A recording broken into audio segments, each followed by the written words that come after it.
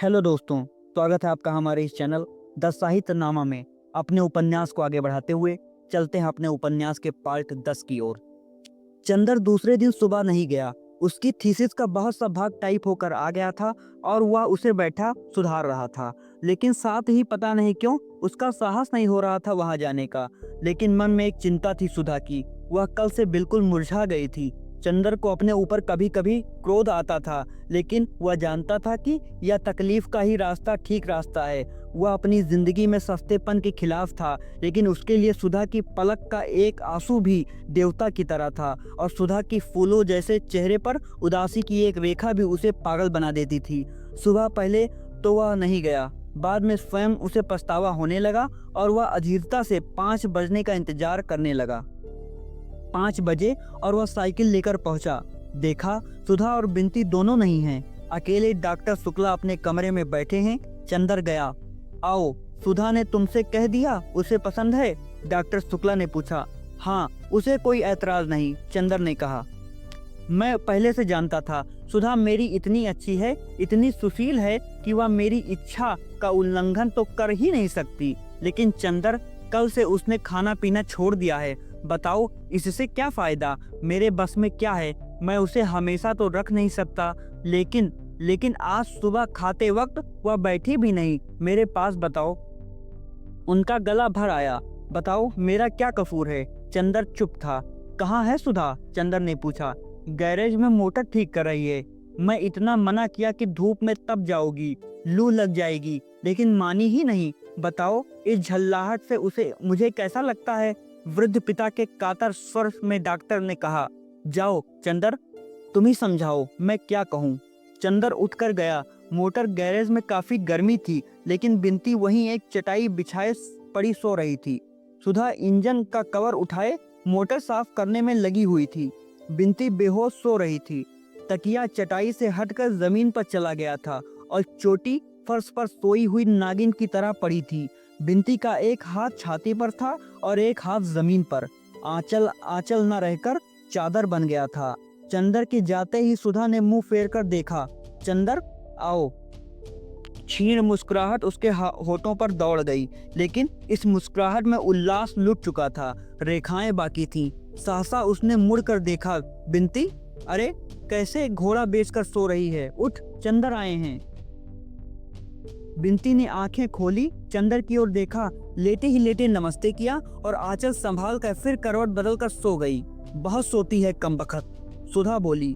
इतना कहा, इससे कमरे में जाकर पंखे में सो। लेकिन नहीं, जहाँ दीदी रहेंगी वहीं यह भी रहेगी। मैं गैरेज में हूँ तो यह कैसे कमरे में रहे? वही मरेगी जहाँ मैं मरूंगी। तो तुम ही क्यों गैरेज में थी? ऐसी क्या जरूरत थी अभी ठीक करने की? चंदर ने कहा। लेकिन कोशिश करने पर भी सुधा को आज डांट नहीं पा रहा था। पता नहीं कहाँ पर गया था गुस्सा। नहीं चंदर, तबीयत ही नहीं लग रही थी। क्या करती? क्रोशिया उठाई, वह भी रख दिया। कविता उठाई, वह भी रख दिया। कविता वगैरह में तबीयत नहीं लगी। मन में आया कोई कठोर काम हो, कोई नीरस काम हो, लोहे लक्कड़ पीतल फौलाद का, तो मन लग जाए। तो चली आई मोटर ठीक करने। क्यों, कविता में तबीयत नहीं लगी? ताज्जुब है, गेसु के साथ बैठकर तुम तो कविता में घंटों गुजार देती हो। चंदर बोला। उन दिनों शायद किसी को प्यार करती रही हूँ, तभी कविता में मन लगता था। सुधा उस दिन की पुरानी बात याद करके बहुत उदास हंसी। अब प्यार नहीं करती होंगी? अब तबीयत नहीं लगती? बड़ी फीकी, बड़ी बेजार, बड़ी बनावटी लगती हैं ये कविताएं। मन के दर्द के आगे सभी फीकी हैं। और फिर वह उन्हीं पुर्जों में डूब गई। चंदर भी चुपचाप मोटर की खिड़की से टिक कर खड़ा हो गया और चुपचाप कुछ सोचने लगा। सुधा ने बिना सिर उठाए झुके ही झुके एक हाथ से एक तार लपेटते हुए कहा। चंदर, तुम्हारे मित्र का परिवार आ रहा है इसी मंगल को, तैयारी करो जल्दी। कौन परिवार सुधा? हमारे जेठ और सास आ रही हैं इसी बैसाखी को हमें देखने। उन्होंने तिथि बदल दी है, तो अब 6 ही दिन रह गए हैं। चंदर कुछ नहीं बोला। थोड़ी देर बाद सुधा फिर बोली। अगर उचित समझो तो कुछ पाउडर क्रीम ले आना, लगाकर जरा गोरे हो जाएं तो शायद पसंद आ जाएं। क्यों, ठीक है ना? सुधा ने बड़ी विचित्र सी हंसी हंस दी और सिर उठाकर चंदर की ओर देखा। चंदर चुप था, लेकिन उनकी आंखों में अजीब सी पीड़ा थी और उसके माथे पर बहुत ही करुण छा। सुधा ने कवर गिरा दिया और चंदर के पास जाकर बोली, क्यों चंदर, बुरा मान गए हमारी बात का? क्या करें चंदर, कल से हम मजाक करना भी भूल गए। मजाक करते हैं तो व्यंग बन जाता है। लेकिन हम तुमको कुछ नहीं कह रहे थे चंदर, उदास ना हो। बड़े ही दुलार से सुधा बोली, अच्छा हम कुछ नहीं कहेंगे। और उसने अपना आंचल संभालने के लिए हाथ उठाया। हाथ में कालौच लग गई थी। चंदर समझा मेरे कंधे पर हाथ रख रही है सुधा। वह अलग हटा तो सुधा अपने हाथ देखकर बोली, घबराओ न देवता, तुम्हारी उज्जवल साधना में कालिख नहीं लगाऊंगी। अपने आंचल में पोंछ लूंगी। और सचमुच आंचल में हाथ पोंछ कर बोली, चलो अंदर चलें। उठ बिनती, बिलैया कहीं की। चंदर को सोफे पर बिठाकर उसी की बगल में सुधा बैठ गई और अंगुलियां तोड़ते हुए कहा, चंदर सिर में बहुत दर्द हो रहा है मेरे। सिर में दर्द नहीं होगा तो क्या, इतनी तपिश में मोटर बना रही थी। पापा कितने दुखी हो रहे थे आज। तुम्हें इस तरह करना चाहिए, फिर फायदा क्या है? ना ऐसी दुखी किया वैसी दुखी किया। बात तो वही रही है ना। तारीफ तो तब थी कि तुम अपनी दुनिया में अपने हाथ से आग लगा देती और चेहरे पर सिकन न आती। अभी तक दुनिया की सभी ऊंचाई समेट कर भी बाहर से वही बचपन कायम रखा था तुमने। अब दुनिया का सारा सुख अपने हाथ से लुटाने पर भी वही बचपन, वही उल्लास क्यों नहीं कायम रखती? बचपन, सुधा हंसी। बचपन अब खत्म हो गया चंदर। अब मैं बड़ी हो गई हूँ। बड़ी हो गई? कब से चंदर? कल दोपहर से चंदर। चंदर चुप। थोड़ी देर बाद फिर स्वयं सुधा ही बोली, नहीं चंदर, 2-3 दिन मैं ठीक हो जाऊंगी। तुम घबराओ मत। मैं मृत्यु सैया पर भी होऊंगी तो तुम्हारे आदेश पर हंस सकती हूँ। और फिर सुधा गुमसुम बैठ गई। चंदर चुपचाप सोचता रहा और बोला, सुधी, मेरा तुम्हें कुछ भी ध्यान नहीं है। और किसका है चंदर? तुम्हारा ध्यान ना होता तो देखती मुझे कौन झुका सकता था। आज से सालों पहले जब मैं पापा के पास आई थी तो मैंने कभी ना सोचा था कि कोई भी होगा जिसके सामने मैं इतना झुक जाऊंगी। अच्छा चंदर, मन बहुत उचट रहा है। चलो कहीं घूम आए। चलोगे? चलो, चंदर ने कहा। जाएं, बिनती को जगा लाएं। वह कमबख्त अभी पड़ी सो रही है। सुधा उठकर चली गई। थोड़ी देर में बिनती आंख मलते बगल में चटाई दबाए आई और फिर बरामदे में बैठकर ऊँघने लगी। पीछे पीछे सुधा आई और चोटी खींचकर बोली, चल तैयार हो, चलेंगे घूमने। थोड़ी देर में तैयार हो गए। सुधा ने जाकर मोटर निकाली और बोली चंदर से, तुम चलाओगे या हम? आज हम ही चलाएं। चलो, किसी पेड़ से लड़ा दे मोटर आज। अरे बाप रे, पीछे बिनती चिल्लाई। तब हम नहीं जाएंगे। सुधा और चंदर दोनों ने मुड़कर उसे देखा और उसकी घबराहट देखकर दंग रह गए। नहीं, मरेगी नहीं तू, सुधा ने कहा और आगे बैठ गई। बिनती, तू पीछे बैठेगी? सुधा ने पूछा। ना भैया, मोटर चलेगी तो मैं गिर जाऊंगी। अरे कोई मोटर के पीछे बैठने के लिए थोड़ी कह रही हूँ, पीछे की सीट पर बैठेगी? सुधा ने पूछा। ओ, मैं समझी तुम कह रही हो पीछे बैठने के लिए, जैसी बग्गी में साइंस बैठते हैं। हम तुम्हारे पास बैठेंगे, बिनती ने मचल कर कहा। अब तेरा बचपन इठला रहा है, बिल्ली कहीं की। चल आ मेरे पास। बिनती मुस्कुराती हुई जाकर सुधा के बगल में बैठ गई। सुधा ने उसे दुलार से पास खींच लिया। चंदर पीछे बैठा तो सुधा बोली, अगर कुछ हर्ज न समझो तो तुम भी आगे आ जाओ, या दूरी रखनी हो तो पीछे ही बैठो। चंदर आगे बैठ गया। बीच में बिनती, इधर चंदर, उधर सुधा। मोटर चली तो बिनती चीखी, अरे मेरे मास्टर साहब। चंदर ने देखा बिसरैया चला आ रहा था। आज नहीं पढ़ेंगे, चंदर ने चिल्ला कर कहा। सुधा ने मोटर रोकी नहीं। चंदर को बेहद अचरज हुआ जब उसने देखा कि मोटर पम्मी के बंगले पर रुकी। अरे यहाँ क्यों? चंदर ने पूछा। यूं ही, सुधा ने कहा। आज मन हुआ कि मिस पम्मी से अंग्रेजी कविता सुने। क्यों? अभी तो तुम यह कह रही थी कि कविता पढ़ने में आज तुम्हारा मन नहीं लगता। कुछ कहो मत चंदर, आज मुझे जो मन में आए कर लेने दो। मेरा सिर बेहद दर्द कर रहा है और मैं कुछ समझ नहीं पाती क्या करूं। चंदर, तुमने अच्छा नहीं किया। चंदर कुछ नहीं बोला, चुपचाप आगे चल दिया। सुधा के पीछे पीछे कुछ संकोच करती हुई सी बिनती आ रही थी। पम्मी बैठी कुछ लिख रही थी। उसने उठकर सबका स्वागत किया। वह कोच पर बैठ गई। दूसरी पर सुधा, चंदर और बिंती।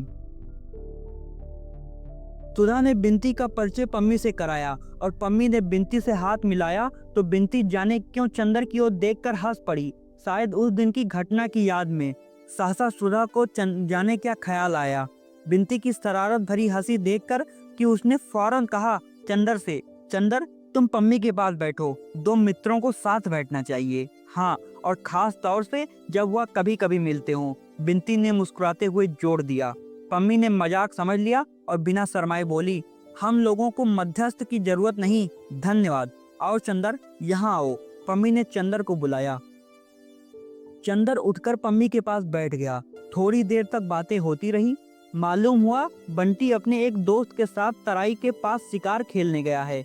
आजकल वह दिल की शक्ल का एक पान नुमा दफ्ती का टुकड़ा काट कर उसमें गोली मारा करता है, और जब किसी चिड़िया वगैरह को मारता है तो शिकार को उठाकर देखता है कि गोली हृदय में लगी है या नहीं। स्वास्थ्य उसका सुधर रहा है। सुधा कोच पर सिर टेके उदास बैठी थी। सहसा पम्मी ने विनती से कहा, आपको पहली दफे देखा मैंने, आप बातें क्यों नहीं करती? बिंती ने झेप कर मुंह झुका लिया।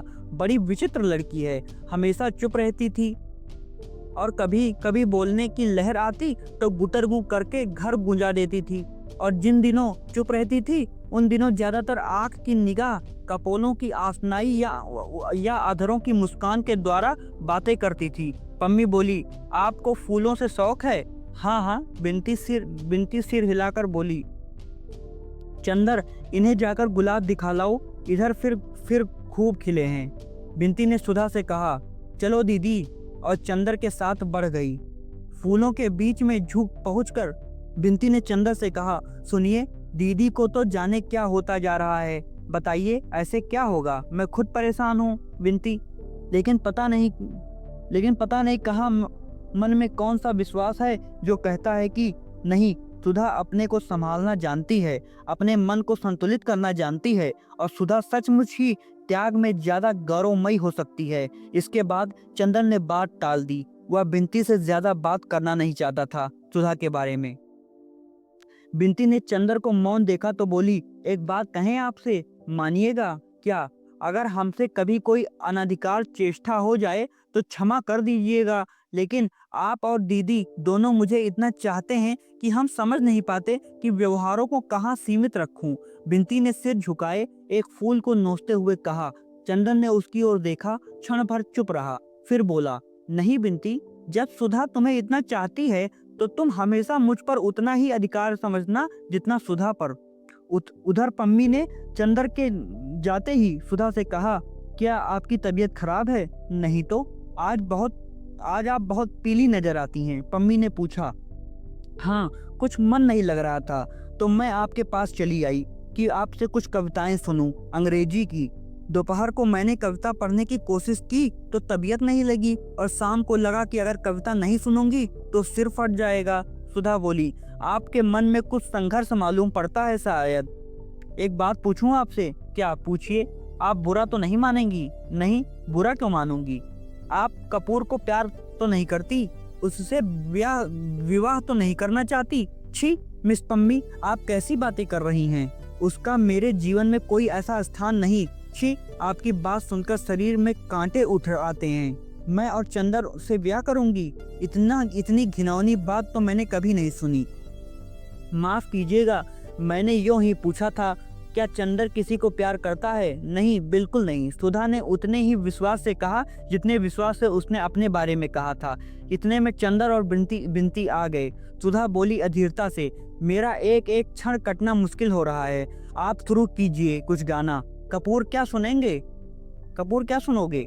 पम्मी ने कहा, अपने मन से सुनाओ। चलो, सुधा ने कहा तो कविता सुनने को मिली। पम्मी ने अलमारी से एक किताब उठाई और एक कविता गाना शुरू की। अपनी हेयर पिन निकालकर मेज पर रख दी और उसके बाल मचलने लगे। चंदर के कंधे से वह टिक कर बैठ गई और किताब चंदर की गोद में रख दी। बिंती मुस्कुराई तो सुधा ने आंख के इशारे से मना कर दिया। पम्मी ने गाना शुरू किया, लेडी नार्टन का एक गीत। मैं तुम्हें प्यार नहीं करती हूँ ना, मैं तुम्हें प्यार नहीं करती हूँ।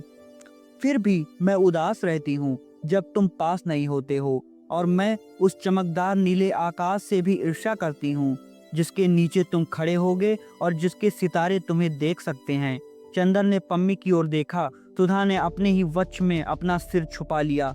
पम्मी ने एक पद समाप्त कर एक गहरी सांस ली और फिर शुरू किया।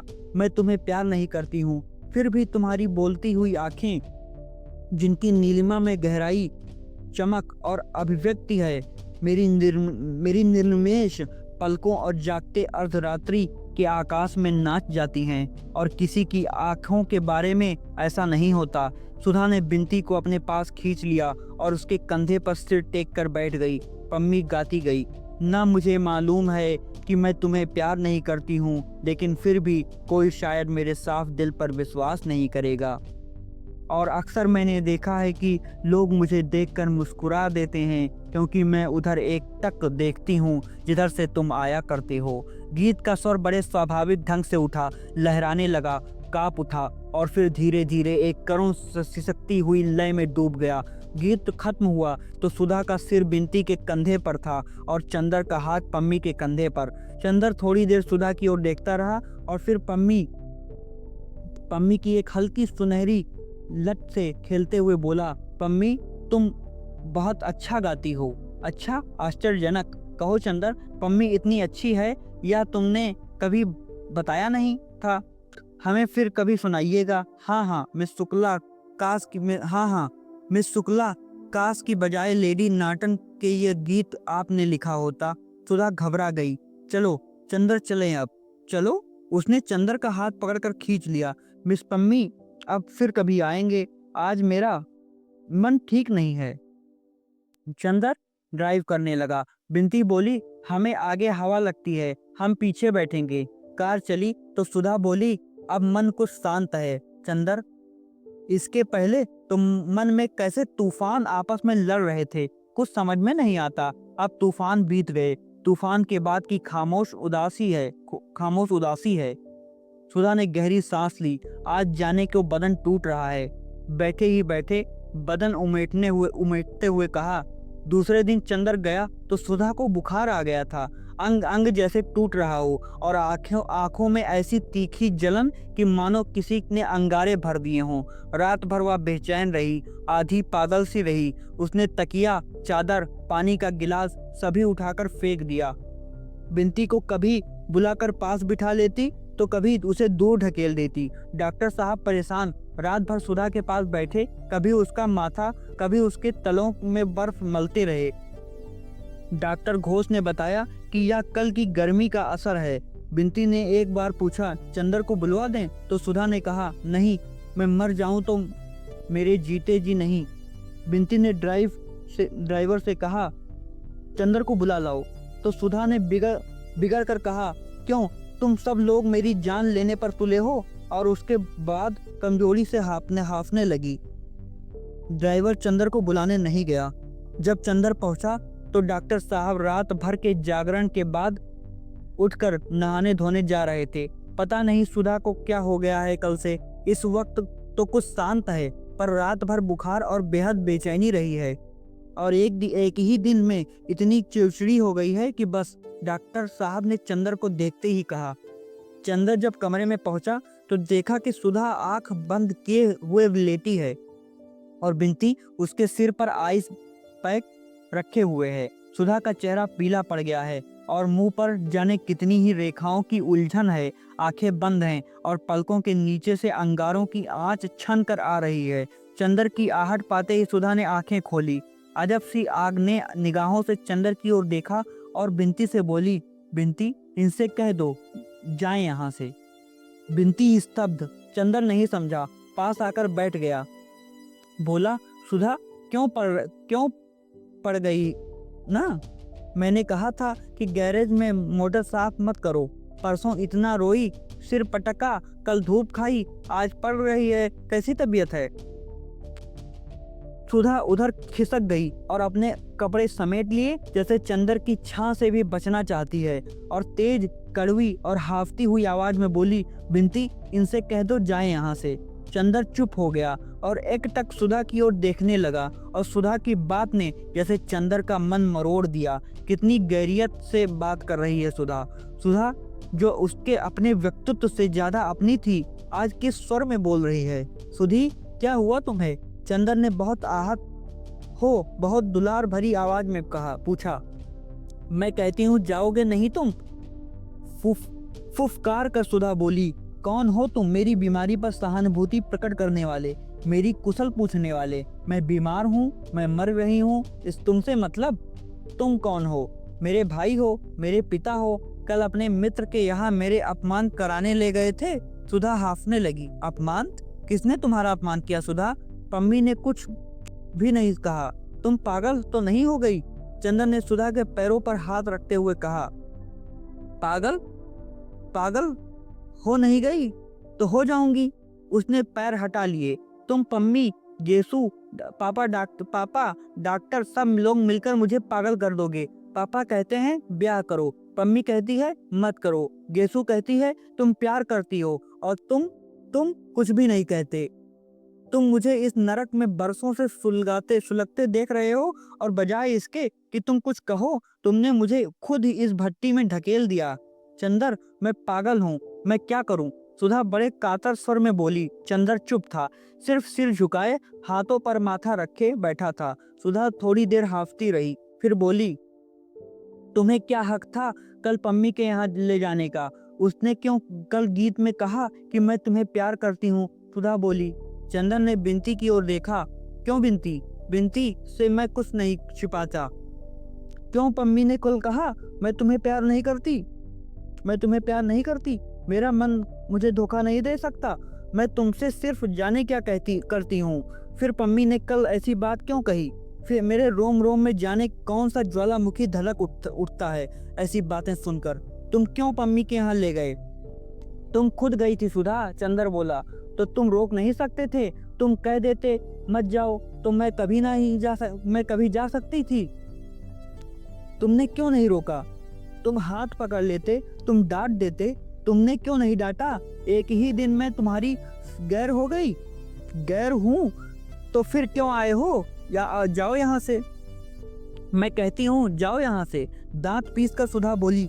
सुधा, मैं तुम्हारी बोली नहीं सुनना चाहती। जाते हो कि नहीं? और सुधा ने अपने माथे पर से उठाकर आइस बैग फेंक दिया। बिनती चौंक उठी, चंदर चौंक उठा। उसने मुड़कर सुधा की ओर देखा। सुधा का चेहरा डरावना लग रहा था। उसका मन रो आया। वह उठा, क्षण भर सुधा की ओर देखता रहा और धीरे धीरे कमरे से बाहर चला गया। बरामदे के सोफे पर आकर सिर झुकाकर बैठ गया और सोचने लगा, यह सुधा को क्या हो गया? परसों शाम को वह इसी सोफे पर सोया था। सुधा बैठी, पंखा चल रही थी। कल शाम को वह हंस रही थी। लगता था तूफान शांत हो गया है। यह क्या अंतर्द्वंद ने यह रूप कैसे ले लिया? और क्यों ले लिया? जब वह अपने मन को शांत रख सकता है, जब वह सभी कुछ हंसते हंसते बर्दाश्त कर सकता है, तो सुधा क्यों नहीं कर सकती? उसने आज तक अपनी सांसों से सुधा का निर्माण किया है, सुधा को तिल तिल बनाया और सजाया और संवारा है। फिर सुधा में यह कमजोरी क्यों? क्या उसने यह रास्ता अख्तियार करके भूल की? क्या सुधा भी एक साधारण सी लड़की है जिसके प्रेम और घृणा का स्तर उतना ही साधारण है? माना उसने अपने दोनों के लिए एक ऐसा रास्ता अपनाया जो विलक्षण है, लेकिन इससे क्या सुधा और वह दोनों ही क्या विलक्षण नहीं हैं? फिर सुधा क्यों बिखर रही है? लड़कियां भावना की ही नहीं होती हैं। लड़कियां भावना की ही नहीं होती हैं। साधना उन्हें आती ही नहीं क्या? उसने सुधा का गलत मूल्यांकन किया था। क्या सुधा इस तलवार की धार पर चलने में असमर्थ साबित होगी? या तो चंदर की हार थी? और फिर सुधा ऐसी हो रही हो तो सुधा चंदर की आत्मा है। इसे अब चंदर खूब अच्छी तरह पहचान गया। तो क्या अपनी ही आत्मा को घोट डालने की हत्या का पाप चंदर के सिर पर है? तो क्या त्याग मात्र नाम ही है? क्या पुरुष और नारी के संबंध का एक ही रास्ता है? प्रणय, विवाह और तृप्ति, पवित्रता, त्याग और दूरी क्या संबंधों को, विश्वासों को जिंदा नहीं रहने दे सकते? तो फिर सुधा और पम्मी में क्या अंतर है? क्या सुधा के हृदय में इतने समीप रहकर, सुधा के व्यक्तित्व में घुल मिलकर और आज सुधा को इतने अंतर पर डालकर चंदर पाप कर रहा है? तो क्या फूल को तोड़कर अपने ही बटन होल में लगा लेना ही पुण्य है और दूसरा रास्ता गर्हित है, विनाशकारी है? क्यों उसने सुधा का व्यक्तित्व तोड़ दिया है? किसी ने उसके कंधे पर हाथ रखा, विचार श्रृंखला टूट गई। विद्ति थी। क्या सोच रहे हैं आप? विंती ने पूछा कुछ स्नेह से। कुछ नहीं, नहीं बताइएगा, हम नहीं जान सकते। विंती के स्वर में ऐसा आग्रह, ऐसा अपनापन, ऐसी निश्चलता रहती है थी कि चंदर अपने को कभी नहीं रोक पाता था, छिपा नहीं पाता था। कुछ नहीं विंती, कुछ नहीं विंती। तुम कहती हो सुधा को इतने अंतर पर मैंने रखा तो मैं देवता हूँ। सुधा कहती है मैंने अंतर पर रखा, मैंने पाप किया। जाने क्या किया है मैंने? क्या मुझे कम तकलीफ है? मेरा जीवन आजकल किस तरह घायल हो गया है मैं जानता हूँ। एक पल मुझे आराम नहीं मिलता। क्या उतनी सजा काफी नहीं थी जो सुधा को भी किस्मत या दंड दे रही है? मुझी को सभी बेचैनी और दुख मिल जाता। सुधा को मेरे पाप का दंड क्यों मिल रहा है? विंती, तुमसे अब कुछ नहीं छिपा। जिसको मैं अपनी सांसों में दुबका कर इंद्रधनुष के लोक तक ले गया, आज हवा के झोंके उसे बादलों की ऊंचाई से क्यों ढकेल देना चाहते हैं और मैं कुछ भी नहीं कर सकता। इतनी देर बाद विंती के ममता भरे स्पर्श में चंदर की आंखें छलछला आईं। छी, आप समझदार हैं। दीदी ठीक हो जाएंगी, घबराने से काम नहीं चलेगा ना। आपको हमारी कसम है, उदास मत होइए, कुछ सोचिए मत। दीदी बीमार हैं, आप इस तरह से करेंगे तो कैसे काम चलेगा? उठिए, दीदी बुला रही हैं। चंदर गया। सुधा ने इशारे से पास बुलाकर बिठा लिया। चंदर, हमारा दिमाग ठीक नहीं है, बैठ जाओ, लेकिन कुछ बोलना मत, बैठे रहो। उसके बाद दिन भर अजब सा गुजरा। जब जब चंदन ने उठने की कोशिश की, सुधा ने उसे खींच कर बिठा लिया। घर तो उसे जाने ही नहीं दिया। विंती वहीं खाना ले आई। सुधा कभी चंदर की ओर देख लेती, फिर तकिए में मुंह गड़ा लेती, बोली एक शब्द नहीं, लेकिन उसकी आंखों में अजब सी कातरता थी। पापा आए, घंटों बैठे रहे, पापा चले गए। उसने चंदर का हाथ अपने हाथ में ले लिया, करवट बदली और तकिए पर अपने कपोलों से चंदर की हथेली दबा कर लेटी रही। पलकों से कितने ही गरम गरम आंसू छलक कर गालों पर फिसल कर चंदर की हथेली भिगोते रहे। चंदर चुप रहा, लेकिन सुधा के आंसू जैसे नसों के सहारे उसके हृदय में उतर गए और जब हृदय डूबने लगा तो उसकी पलकों पर उतर आए। सुधा ने देखा लेकिन कुछ भी नहीं बोली। घंटा भर बहुत गहरी सांस ली, बेहद उदासी से मुस्कुरा कर कहा, हम दोनों पागल हो गए हैं। क्यों चंदर? अच्छा, अब शाम हो गई है, जरा लान पर चलें। सुधा चंदर के कंधे पर हाथ रखकर खड़ी हो गई। विंती ने दवा दी, थर्मामीटर से बुखार देखा, बुखार नहीं था। चंदर ने सुधा के लिए कुर्सी उठाई। सुधा ने हंस कर कहा, चंदर आज बीमार हूँ तो कुर्सी उठा रहे हो, मर जाऊंगी तो अर्थी उठाने भी आना, वरना नरक मिलेगा, समझे ना? छी, ऐसा कुबोल न बोलो करो दीदी। सुधा लान में कुर्सी पर बैठ गई, बगल में नीचे चंदर बैठ गया। सुधा ने चंदर का सिर अपनी कुर्सी में टिका लिया और अपनी उंगलियां से चंदर के सूखे होठों को छूते हुए कहा, चंदर आज मैंने तुम्हें बहुत दुखी किया है। क्यों? लेकिन जाने क्यों दुखी न करती तो आज मुझे वह ताकत न मिलती जो मिल गई। और सहसा चंदर के सिर को अपनी गोद में खींचती हुई सुधा ने कहा, आराध्य मेरे, आज तुम्हें बहुत सी बातें बताऊंगी, बहुत सी। मिलते हैं अगले पार्ट में, पार्ट 11 में।